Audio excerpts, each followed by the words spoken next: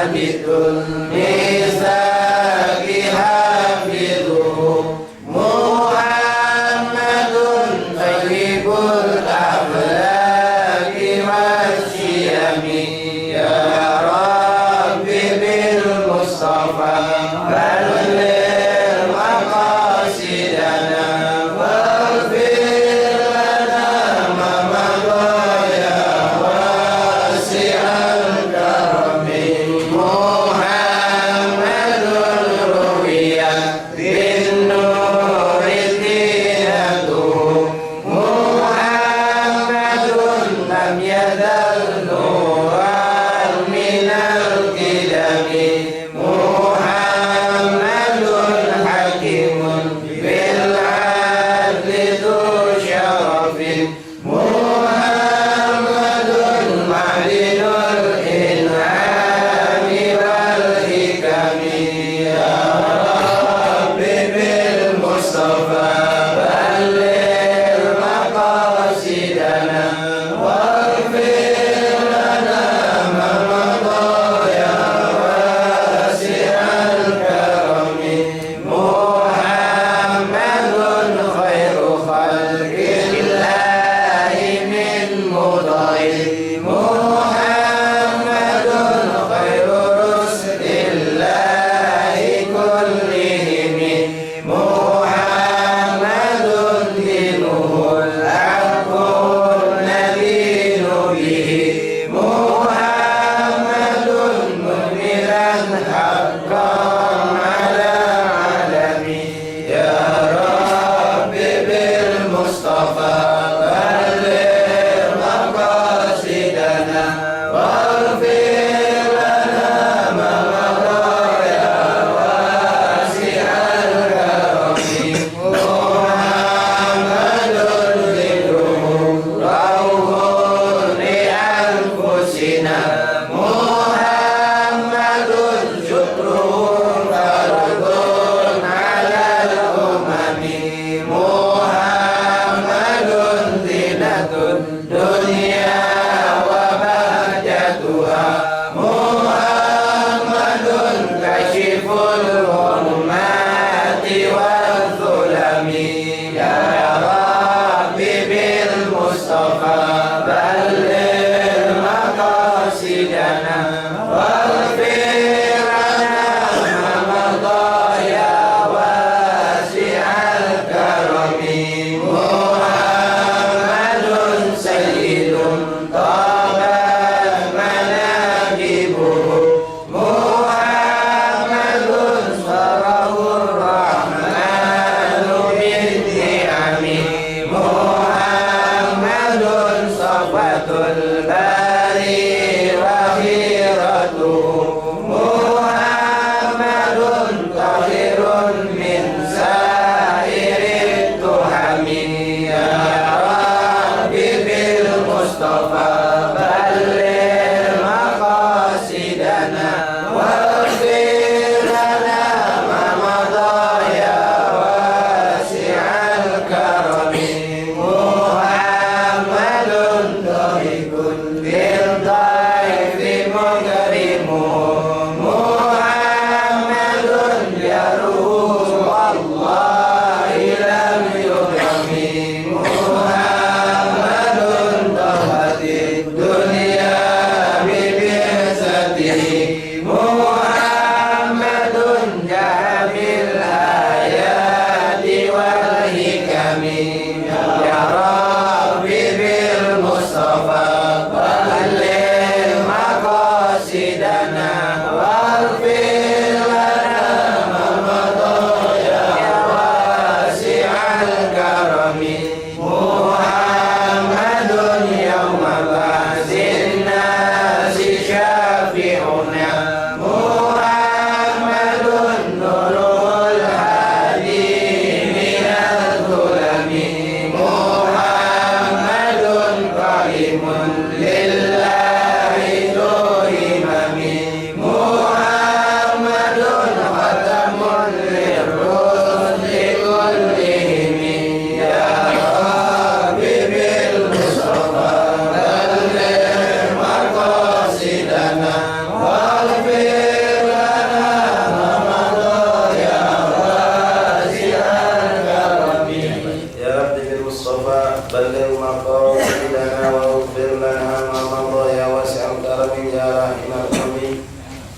Bismillahirrahmanirrahim.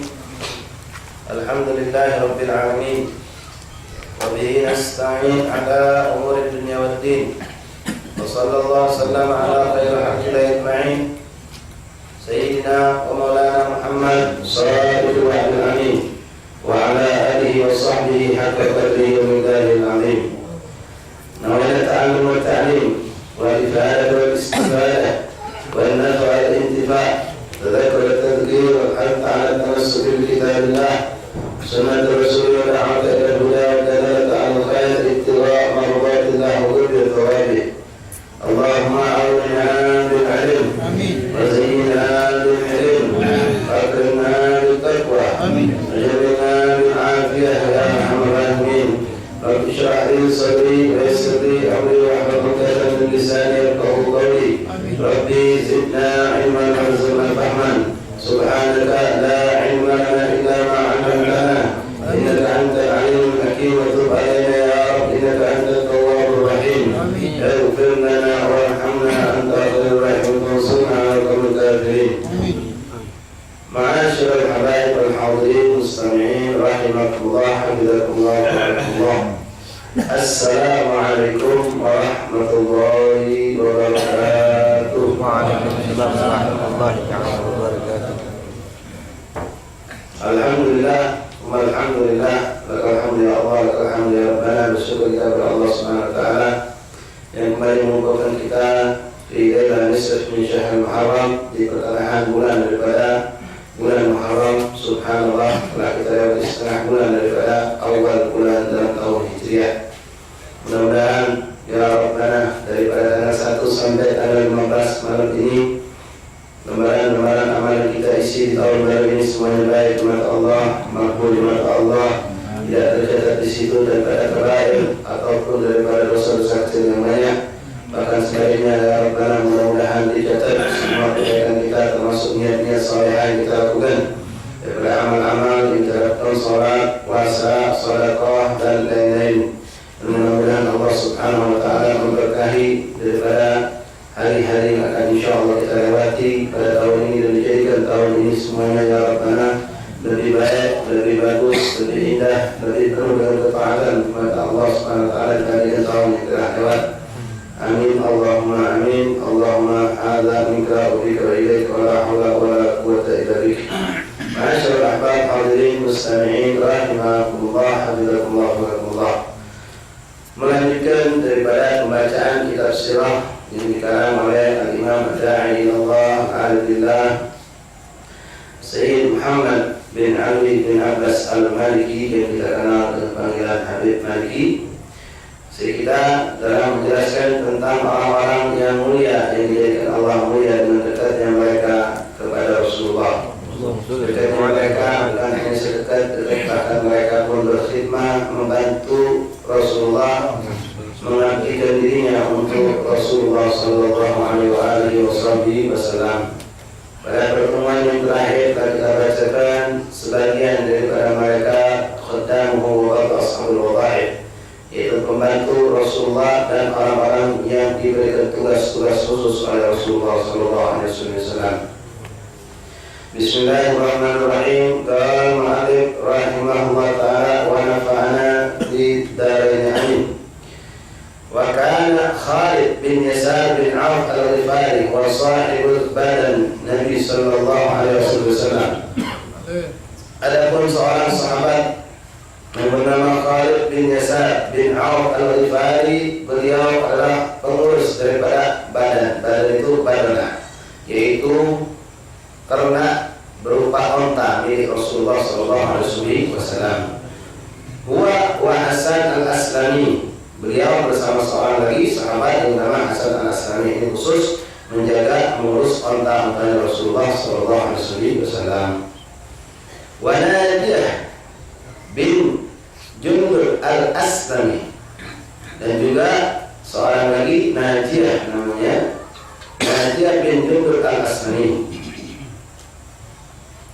Wa kana Dzar bin Ali Dzar al-Ghifari wa ra'il naqa Rasulullah sallallahu alaihi wasallam.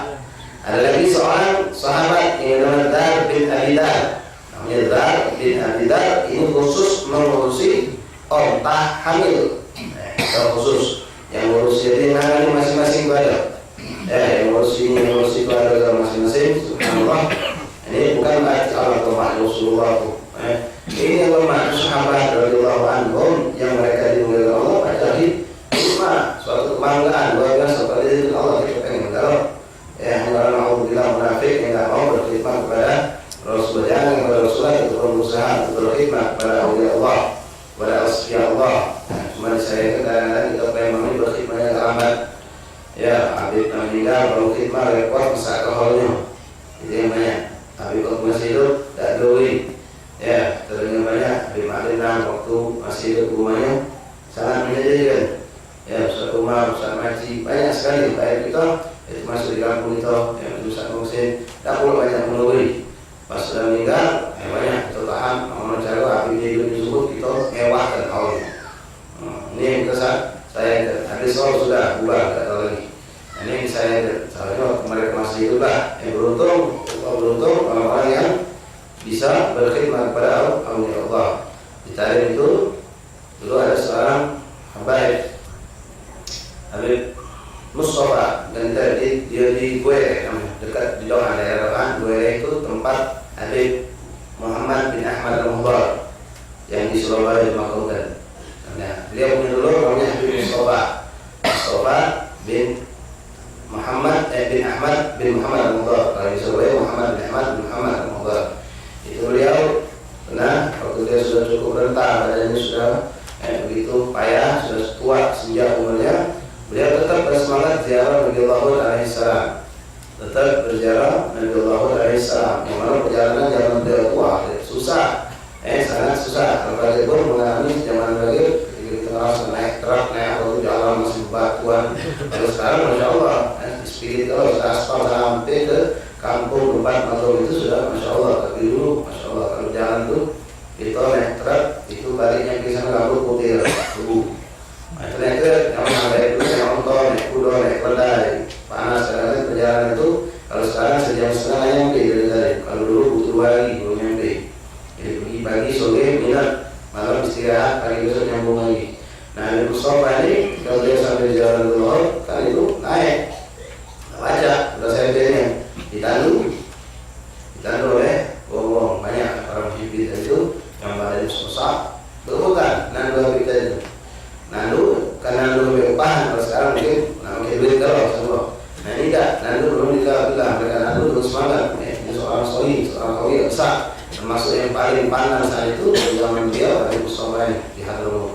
Saya bisa ngomong kama hamalna kama hamaltana nahmil Quran yaumul qiyamah.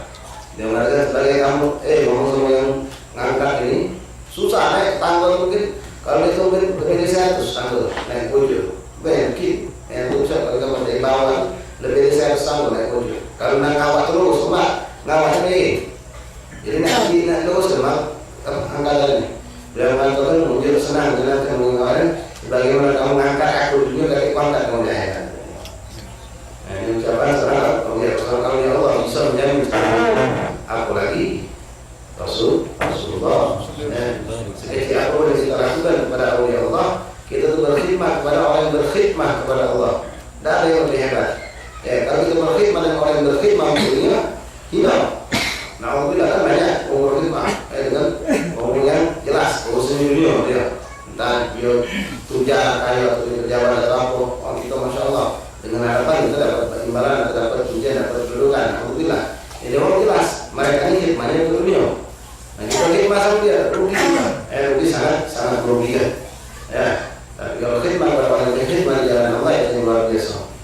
Bro, Tuhan yang sangat luar biasa. Kalau orang yang kita tolong ini, wali, soleh, ini ustaz, ini kiai ini, tak banyak yang kita sangat di dunia dengan hal berkembang pasti akhirat kita bakal dapatkan, tidak bakal sia-sia. Banyak cerita para awliya Allah yang bisa memberikan keberuntungan buat orang-orang yang ikut pada mereka.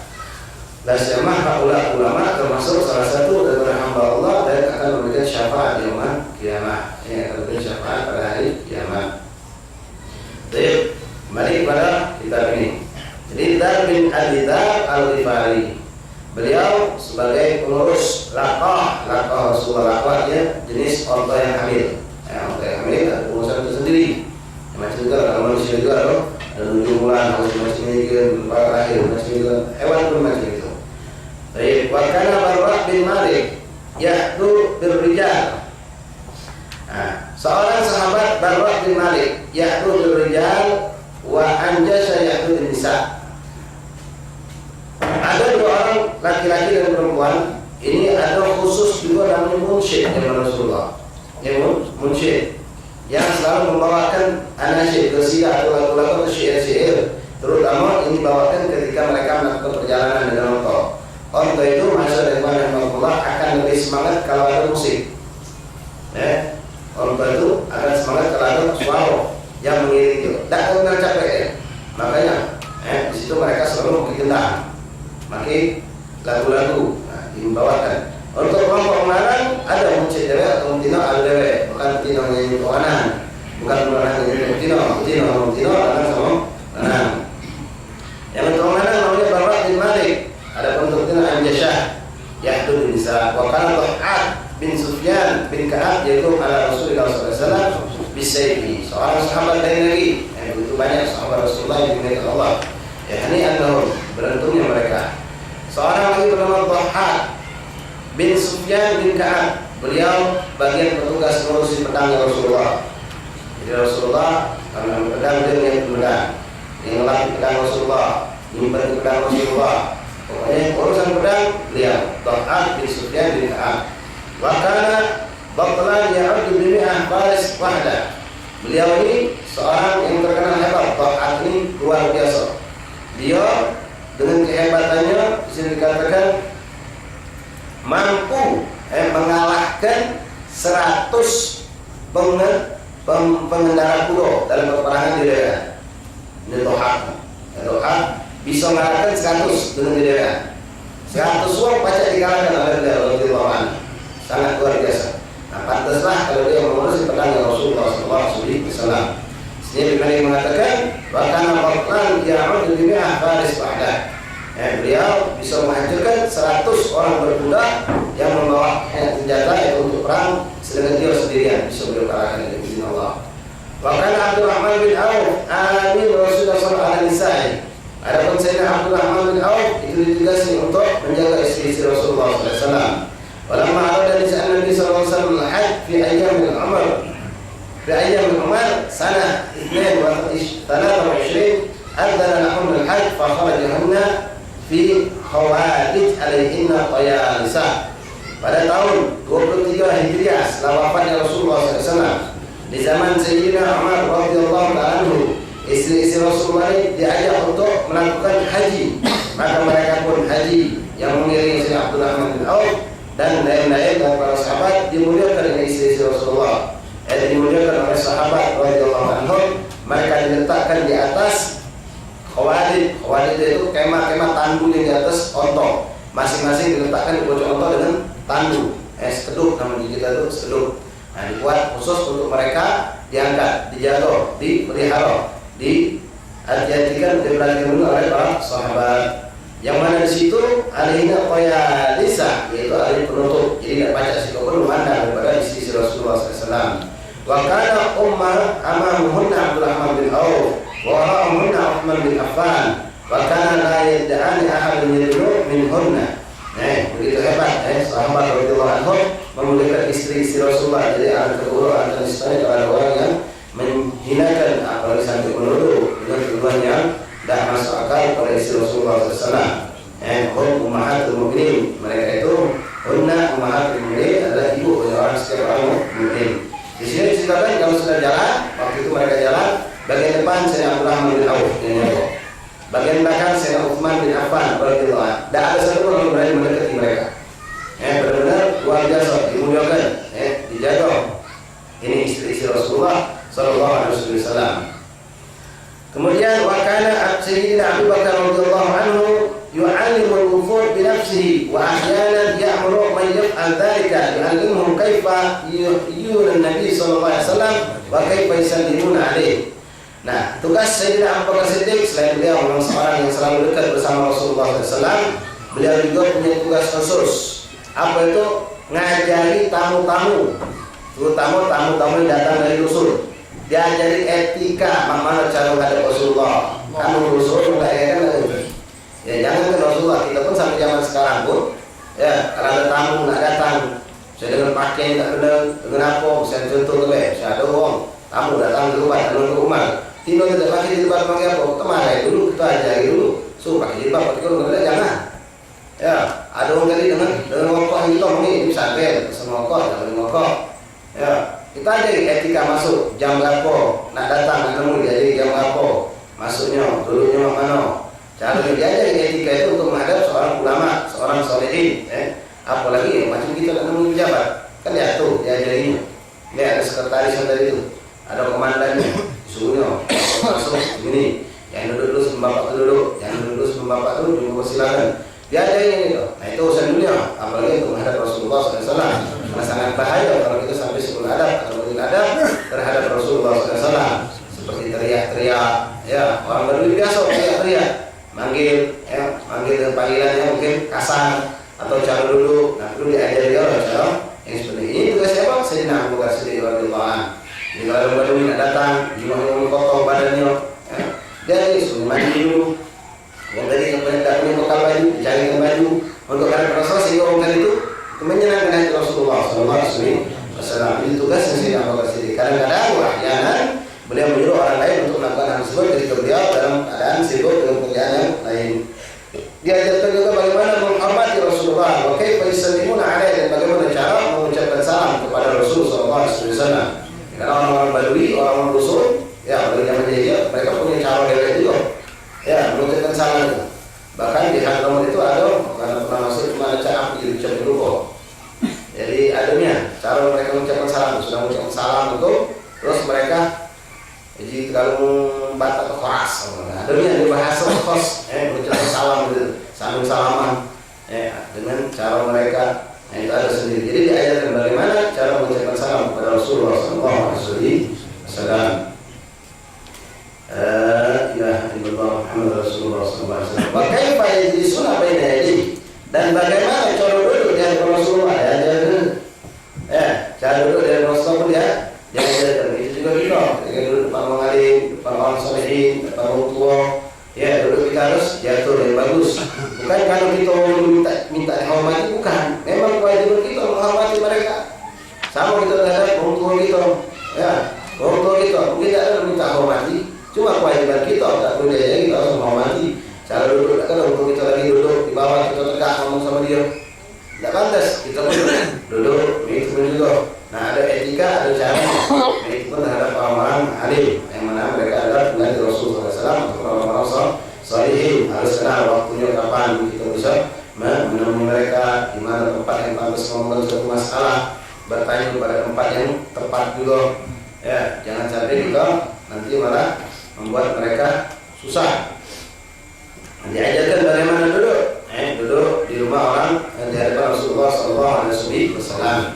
Wa kaifa yajlisuna baina yadayhi, kama dzakara dzalika Ibnu Ishaq fi qissati Wafd al-Thaqif, wa anna Abu Bakar kharaja ilaihim yu'allimuhum dzalik. Sebagaimana diceritakan bahwasanya dalam kitab sirah Ibnu Ishaq, Ibnu Hisham, Ibnu Ishaq kitab sirah yang paling hebat, paling lengkap. Saking ini lengkap hebat luas di zaman Malik bin Marwan rahimahullah ta'ala. Dia punya anak. Malik bin Marwan punya anak, dia khalifah. Jadi anaknya tadi itu tak tahu apalah, 6 tahun atau apa hasil minta hadiah sama abahnya. Dipanggil Ibn Ishaq. Ibn Ishaq ulama paling hebat zaman itu. Ya Ibn Ishaq atau aja tadi, aku minta kau buatkan hadiah buat anakku. Apa dia itu aja? Kau tuliskan sejarah.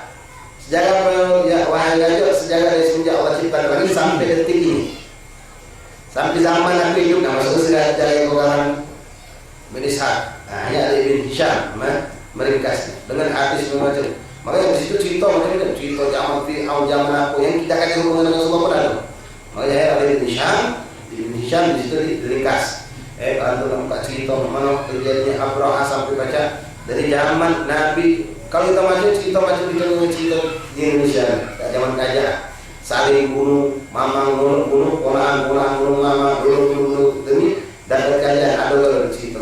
tentang kejadian dari zaman dulu. Memang berjilid-jilid ceritanya, macamnya Rasul gitu. Nah, ada di Syam, ringkasnya oleh beliau, itu pun masih panjang dulu. Itu pun 2 jilid tebal macam ini di Syam, cukup panjang dulu. Sama.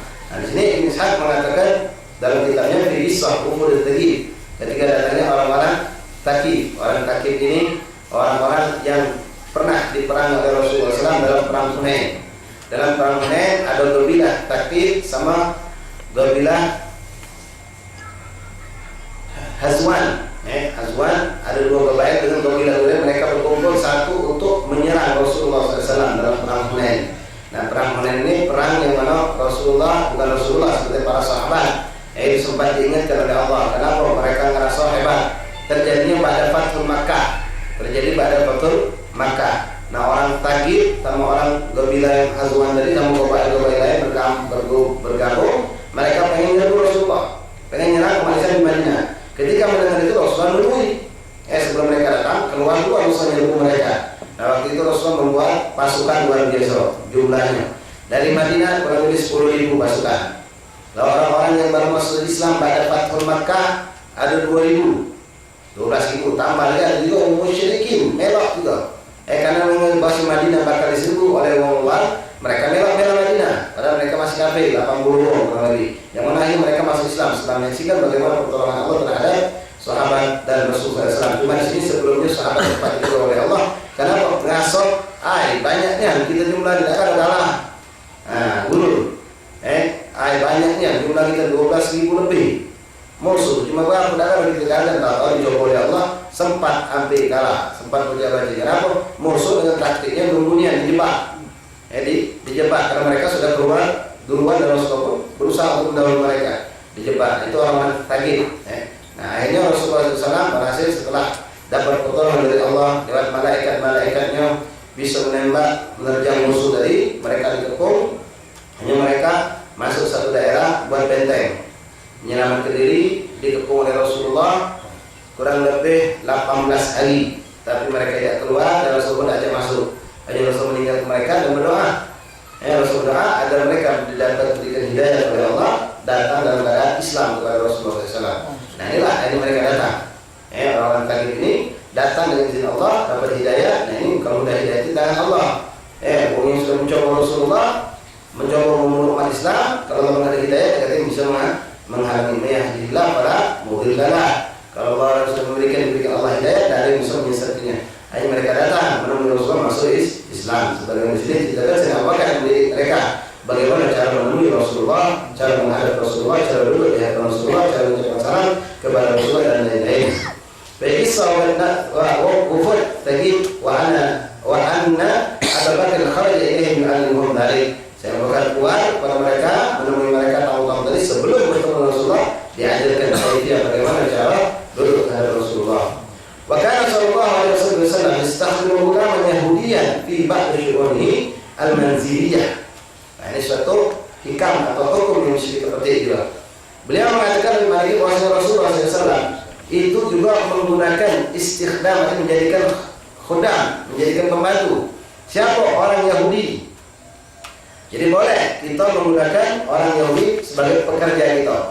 Antum masih ingat mungkin dalam berapa hari yang lalu, 2 minggu lalu kurang lebih kita menyambut tahun awal Hijriah, tahun daripada tahun baru Islam. Nah, di situ dalam cerita kisah hijrahnya Rasulullah SAW, ketika Rasulullah hijrah dari Mekah ke Madinah, itu Rasul tidak tahu jalan, belum pernah pengalaman untuk jalan itu belum ada. Saya Abu Bakar pun demikian. Nah, Rasulullah beliau kalau nak minta petunjuk baca tadi beliau mengajarkan kita. Kalau tidak tahu itu cari tahu. Hanya Rasulullah bagaimana menyewa seorang guide penunjuk jalan yang ngerti paham benar seluk-beluk jalan menuju kota Madinah. Apalagi waktu itu Rasulullah keluarnya malam. Nah, siapa yang dipilih waktu itu yang paling top saat itu? Namanya Abdullah bin Quraithah. Ini pun seorang Yahudi. Dia pun seorang Yahudi. Disewa oleh Rasulullah. Dia galak. Disewa oleh Rasulullah dan itu hukum pada bahkan kita ingat di antara para pembantu Rasulullah SAW ada seorang gulam, seorang anak kecil yang dia Masya Allah dia tidak pernah nyakiti Rasulullah, dia berkhidmat dengan cara yang baik, yang bagus. Rasulullah pun sayang sama dia dan Rasulullah tidak pernah maksud dia untuk masuk Islam. Ya, tetap dia sobek dengan paksaan Rasulullah la ikraha fiddin. Nah, ketika dia sudah waktu itu dia sakit, ini bulan maksudnya mana si bulan datang sakit ya Rasulullah. Udah berapa ini sudah bersekian hari datang sakit. Maka Rasulullah mengunjunginya. Ketika Rasulullah mengunjungi ini seorang Yahudi muda ini, anak muda Yahudi, disaksikan oleh Rasulullah ternyata dia sudah mendekati sakaratul maut. Sudah tidak meninggal. Rasulullah kesian, itu baik walaupun dia bukan mukmin. Maka Rasul minta kepada Allah jangan sampai meninggalkan dalam keadaan kafir. Rasul ngajak dia masuk Islam. Ini baik pun, ini budak muda ini pun tahu bagaimana itu Rasulullah baik sama dia, pernah mendolimi dia. Ketika Rasulullah SAW mengajak dia masuk Islam, budak itu terkonjol, diganjang. Terkonjol diganjangnya Rasulullah datang dengan beberapa orang sahabat. Bapaknya si budak tadi ada di situlah, masih Yahudi juga, belum masuk Islam. Ketika dia ditawar Rasulullah masuk Islam, budak ini mulai kabarnya, minta persetujuan. Ujarannya, abal dosen, patuhilah abal dosen, patuhilah Rasulullah. Masuk Islam, ucapkan syahadat, ditalkin ke Rasulullah, ucap asyhadu an la ilaha illallah wa asyhadu anna Muhammadar Rasulullah. Subhanallah, biidznillah.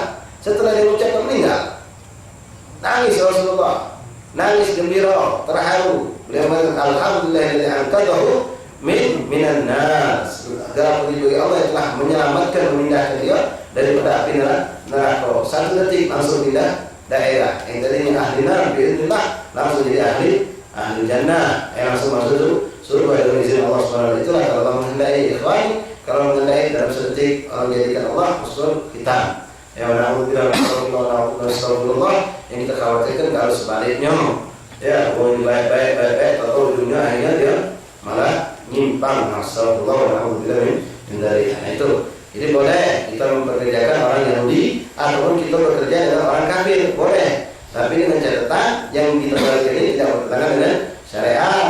Kalau kita pegawai, misalnya disuruhnya melakukan yang diharamkan, pegawai misalnya di pabrik B, ya di tempat perzinahan, yang sifatnya dalam syariat diharamkan, tidak boleh.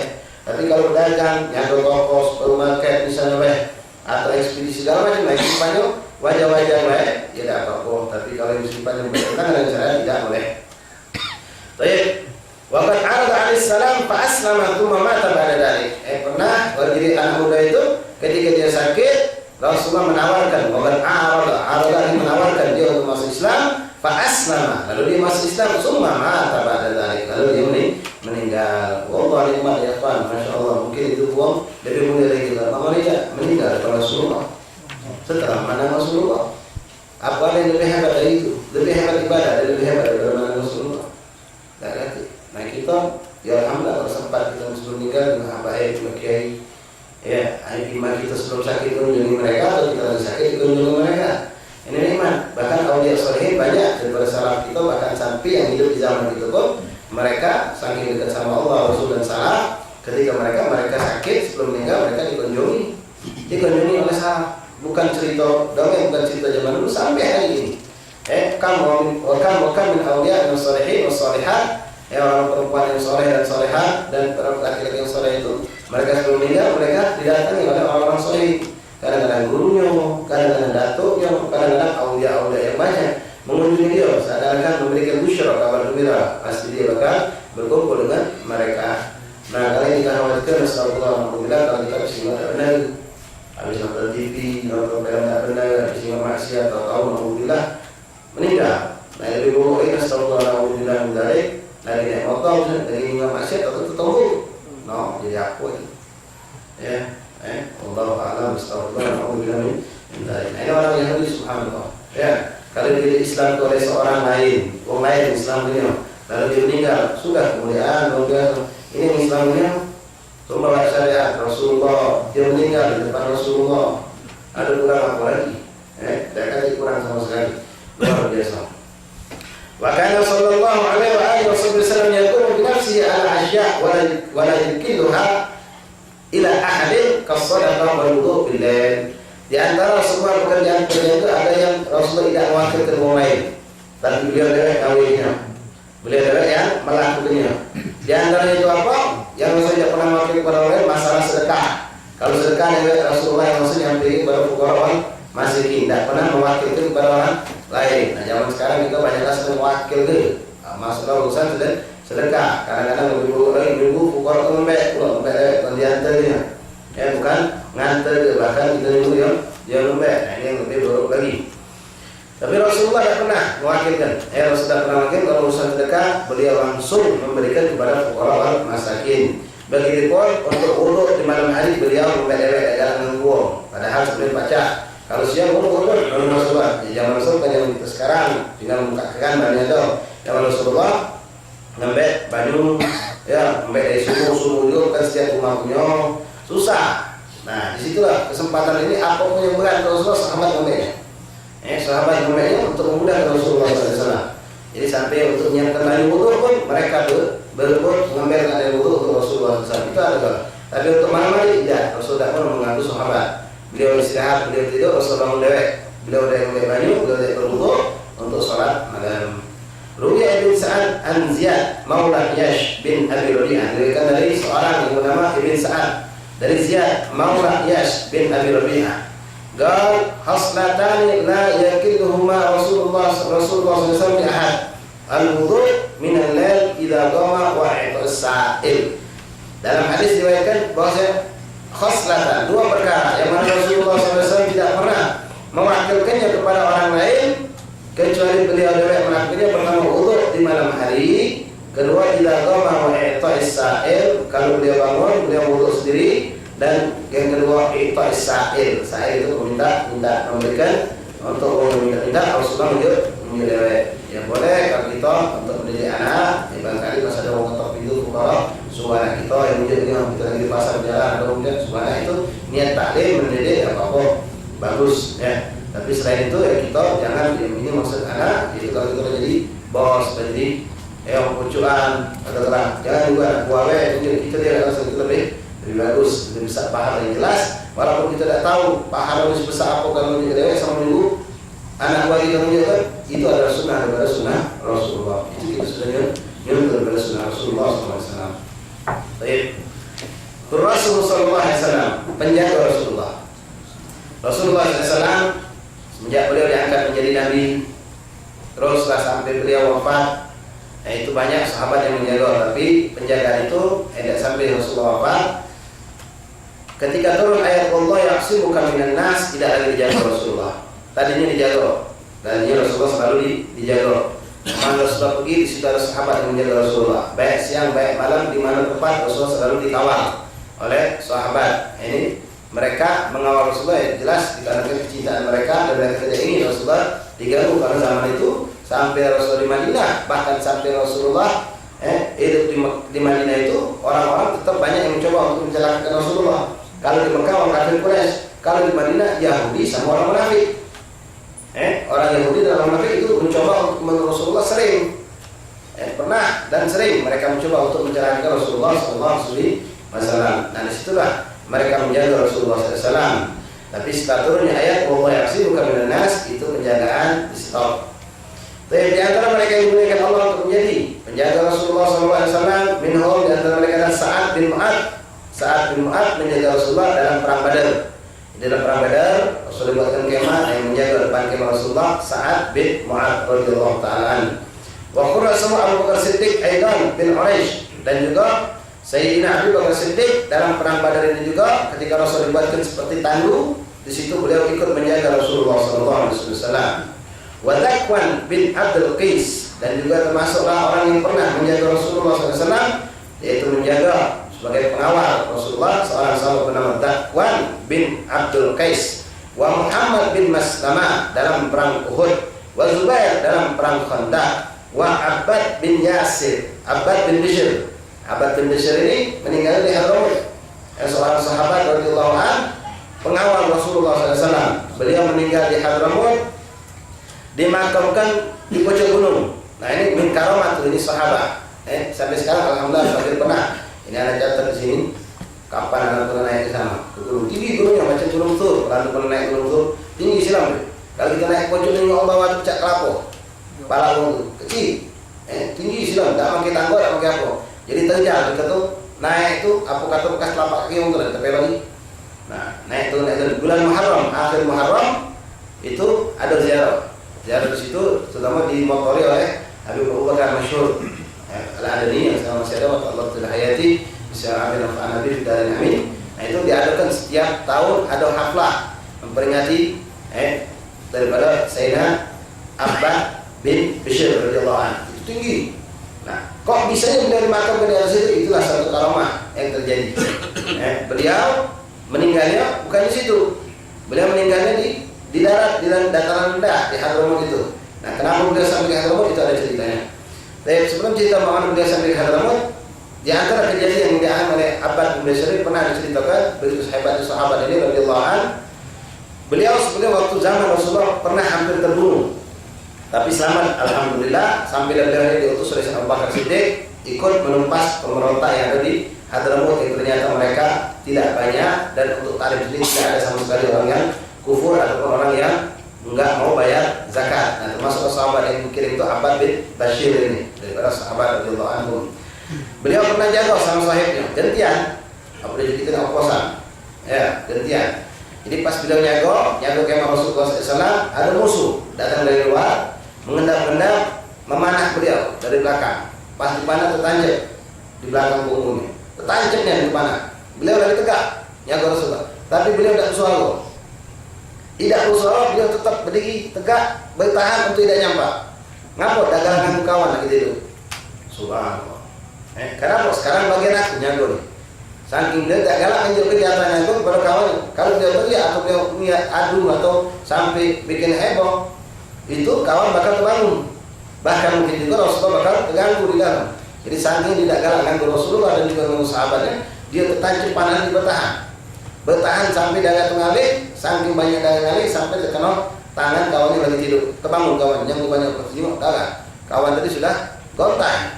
Langsung cepat ditolong, ditemukan oleh Rasulullah SAW. Dan didoakan Rasulullah dia pun sembuh sehat walafiat. Orang yang memenang itu langsung lari, orang kafir tersebut. Ini Abbad bin Bishr. Nah, beliau sampai ke Hadramut. Yang keturunannya banyak di Hadramut itu dari kalangan sahabat. Misalnya Masy Al-Khatib itu dari turunan Abbad bin Bishr. Al-Khatib banyak itu, yang banyak di Hadramut termasuk yang terkenal yang di sekarang pun banyak daripada kalangan ulama-ulama itu dari Al-Fadl dan Al-Khatib di Hadramut. Nah, beliau di Hadramut itu dikatakan waktu beliau pernah di zaman itu beliau berperang dengan orang-orang yang kafir yang masih ada pemberontak di zaman itu di Hadramut. Beliau gugur. Nah, waktu beliau jenazahnya nak dibuang oleh orang kafir, nak disalib. Nak disalib itu dengan izin Allah. Tahu ada banjir. Banjir tadi membawa jenazahnya nganyut. Nah, ketika nganyut itu ada cerita bahwa ada burung besar. Burung besar datang dari mana? Angkat dia punya mayit dari itu, langsung digawana ke atas gunung tadi. Nah, tidak tahu siapa yang ngambil dia. Nanamnya di gunung tersebut tidak tahu. Yang jelas dia syahid. Yang syahid tidak perlu dimandikan, tidak perlu dikafani. Ya, langsung dimakamkan di situ. Dikatakan ada seorang sahabat mendapatkan isyarat bahwasanya beliau dicari mana mayit tidak ketemu. Ada yang dapat dapat mimpi bahwasanya mengisyaratkan di atas gunung ini. Pas mereka dapat ternyata beliau sudah dimakamkan di tempat tersebut. Nah, dapat mimpi pula bahwasanya beliau telah diurus oleh malaikat Allah Subhanahu wa taala. Malaikat Allah yang sampai sekarang makamnya ada. Ajib itu makamnya di pojok di tebing gunung. Jadi kalau kita duduk itu paling cukup untuk 50. Jadi ada lapangan macam itu lah. Di pinggir makam tadi. Makam sikap tunggal ada makam lain. Makam Abbad bin Bishr radhiyallahu anhu. Kemudian Sa'ad bin Abi Waqqas juga adalah pembantu Rasulullah SAW. Ada yang berapa? Tak dengar. Sa'ad bin Abi Waqqas dan juga Abu Ayyub bin Khaybar. Abu Ayyub Al-Ansari di Khaybar perang melawan orang Yahudi yang ada di Madinah. Ya, Rasul di Madinah dia berperang sama orang-orang Yahudi dalam perang Khaybar. Ada cerita khusus tentang perang Khaybar, terutama di situ akan menampilkan sosok Imam Ali bin Abi Thalib sebagai orang yang luar biasa yang diserahkan oleh Rasulullah untuk memimpin perang tersebut. Kemudian Bilal di Wadi Qura dan Bilal di Wadi Qura menjaga Rasulullah SAW. Walamma nazala wallahu ya'simuka minan nas tarakal sallallahu alaihi wasallam al-hirs. Ketika turun ini ayat wallahu ya'simuka minan nas, ini Allah menjaga engkau dari kejahatan manusia, maka dilepaskan lagi makinya. Nah, di saat itu bagaimana mungkin pernah kita dengar ada seorang sahabat namanya Abu Rafi'. Abu Rafi' ini termasuk juga pengawal Rasulullah. Dia bersama sahabat yang lain mengawal Rasulullah SAW. Ketika selesai turunnya ini ayat, Rasulullah menyampaikan kepada sahabat itu, wahai sahabatku, bahwa telah turun ayat firman dari Allah yang Allah mengatakan, wallahu ya'simuka minan nas, Allah memberikan perlindungan aku daripada gangguan manusia. Artinya sekarang kamu bebas, pergilah, kamu tidak perlu dijaga. Kata aku tidak perlu dijaga, pergilah kata Rasulullah. Sahabat dari itu karena perintah Rasulullah pergi kalau tidak lagi menjaga Rasulullah Sallallahu Alaihi Wasallam. Tapi Abu Rafi ini tidak pergi dia pergi balik lagi. Rasulullah masuk ke dalam kemah, Rasulullah nyangkut, sahabat pergi kalau ternyata Abu Rafi masih ada di sini. Sampai malam dia jaga depan Rasulullah SAW, depan kemahnya Rasulullah. Pas Rasulullah bangun malam mendapatkan ini Abu Rafi, ditegur sama Rasulullah, ya Abu Rafi amat smart, maafbaru kalau bariha. Ya Abu Rafi, apa kau tidak dengar aku sampaikan semalam bahwa aku sudah dijaga Allah daripada gangguan manusia. Aku sudah dijaga.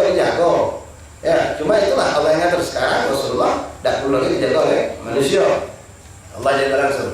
Maka Abu Rafi mengatakan, sami'na ya Rasulullah wa ta'na, aku dengar dan aku patuh apa yang kau perintahkan untuk tidak menjagamu. Sekarang aku berdiri di sini ya Rasulullah, bukan aku menjagamu, tapi aku siap untuk berkhidmat kepadamu. Jadi sekarang posisi aku nak jadi khadim. Aku mantap di sini. So, barangkali kalau kau butuh aku pun di saat kapanpun, engkau tak perlu lagi mencari orang. Tidak susah mencari mereka. Aku sudah ada di depan engkau untuk siap berkhidmat kepada Rasulullah. Dengar ini Rasulullah senang, gembira dengan begitu hebatnya sahabat, punya perhatian kepada Rasulullah. Dia patuh ketika Rasulullah bilang tak usah dijaga, tapi dia tetap mencari celah untuk tetap dekat sama Rasulullah, untuk tetap memberikan manfaat, yaitu menjaga, mendapatkan keberuntungan dari Rasulullah. Beliau menjadi dirinya khadim untuk menjadi khidmat kepada baginda Rasulullah Sallallahu Alaihi Wasallam. Nah, dari situ Rasulullah gembira, senang dengan apa yang diucapkan oleh Abu Rafi. Rasul menanyakan, "Mada turid? Apa yang kau inginkan dari aku, wahai Abu Rafi?" Nah, ini sesuatu yang memang disunahkan, bukan sesuatu yang aneh. Kalau seorang menjadi guru, kiai atau apa, kita nanya sama kita, "Nah apa?" Nah, itu jangan tak minta kalau kita ditanya.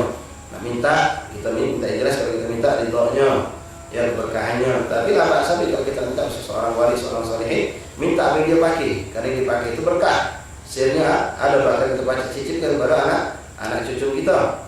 Ya. Nah, Abu Rafi ini meminta kepada Rasulullah, dia ngomong izinkan aku untuk berpikir dengan Rasulullah. Karena ini permintaan harus yang hebat, jangan yang tanggung-tanggung. Hanya beliau setelah pikir, besok datang kepada Rasulullah, ya Rasulullah, beliau minta, ini uridu murafaqatan laka yaumika yaumil qiyamah. Aku pengen mendampingimu kelak bersama ya Rasulullah. Aku pengen mendampingimu. Wah, ini paling hebat mangko. Mendampingi Rasulullah. Jadi dimanapun sampai dari surga pun dekat sama Rasulullah. Rasulullah pun nambah senang lagi dengan ucapan Abu Rafi ini. Tapi Rasulullah tidak ngomong, ya sudah, doa kaidah. Rasulullah seorang murabbi, seorang yang mendidik. Kata Rasulullah, bantulah aku untuk mendapatkan apa yang kau inginkan itu dengan kau memperbanyak sujud. Artinya perbanyaklah kau sholat sunnah, maka engkau akan mendapatkan apa yang kau cita-citakan untuk selalu bersamaku di yaumul qiyamah. Rasulullah ilal muluk wallahu alam. Orang-orang yang diutus oleh Rasulullah untuk menyampaikan surat kepada raja-raja dalam dakwah Islam Rasulullah SAW pada pertemuan yang akan datang begitu kita subhanahu wa ta'ala. Wallahu a'lam bishawab. Asyhadu an la ilaha illallah, menyampaikan sebuah undangan yang insyaallah sebagai kita tahu peringatan awal dari Syekh Bakar bin Salim sekaligus Khalid Pangeran Salim Ali bin Syekh Bakar bin Salim yang insyaallah ta'ala akan diadakan besok pagi di kampung Sukolele di belakang PK Sumbangsi dalam menuju musola anggota. Insyaallah diadakan dari jam 9.30 sampai selesai. Dan pagi-pagi kurang lebih jam 6.30 dan jam 6 ada ziarah di makam Pangeran Salim Ali dijadikan di samping rumah sakit Pembaru sampai selesai. Setelah itu istirahat sejenak, kemudian jam setengah 10 kurang lebih dimulai acara. Insyaallah acara ini akan jelas acara yang sudah luar biasa, akan diberkah lagi, akan dihadiri oleh habaib yang umum. Di antara mereka adalah Munsif bin Syekh Bukan Al-Syekh Salim. Munsif itu khalifah. Jadi dari cucu dari Syekh Bakar punya anak, nah itu khalifah, anaknya lagi khalifah terus sampai sekarang beliau ini yang memegang daripada istilah penggak estafet perjuangan Syekh Bakar Salim. Namanya Hasan bin Ahmad bin Hasan bin Syekh Bakar bin Salim. Munsif para suku juga boleh disebut Munsif itu. Tapi beliau ini memegang orang yang kata Munsif itu ada beberapa bulan yang lalu kita menggunakan Munsif Al bin Hamid. Ya, munsif ini jangan dianggap sepele, walaupun mereka mungkin tidak tahu orang alim, tapi banyak orang alim juga. Mereka punya sir sendiri dari datunya. Dia memiliki sir sendiri dari datunya. Kunci bertahan adalah berletak di tangan mereka dari izin Allah Subhanahu wa Ta'ala. Dihadiri oleh beliau dan juga dihadiri oleh Habib Ali bin Abdullah Idrus, seorang dai alim berkah yang walaupun umurnya masih muda tidak terbiasa dengan al-faqir, tapi beliau masya Allah yang orangnya punya berkah juga, banyak duduk dengan orang-orang salihin dan orang-orang alim. Kemudian insya Allah juga kalau dari kalangan Habib Ali bin Abdurrahman Bukit Duri yang sedang berkah hadir juga.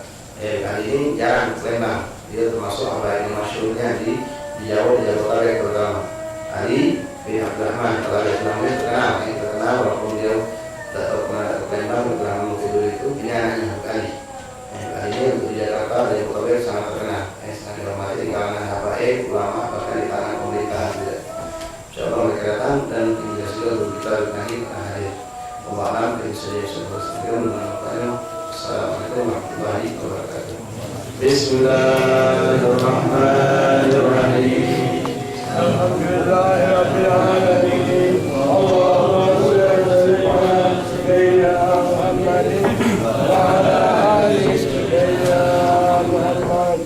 Ya Rabbana tarafna bi annana tarafna wa ajana asrafna ala asrafna wa tub alayna tawbah taghfir li kulli hawbah واستر لنا عوراتي وعامل رواتي واغفر لوالدينا ربي ومولودينا والآل والإخوان وسائر الهلال وكل ذي محبة أو جيرة أو صحبة والمسلمين أجمع آمين ربي أسمع فضلا وجودا منا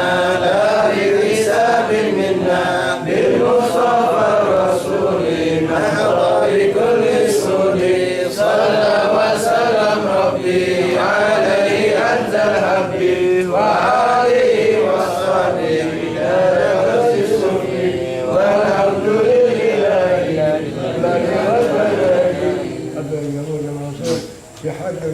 الفاتحة.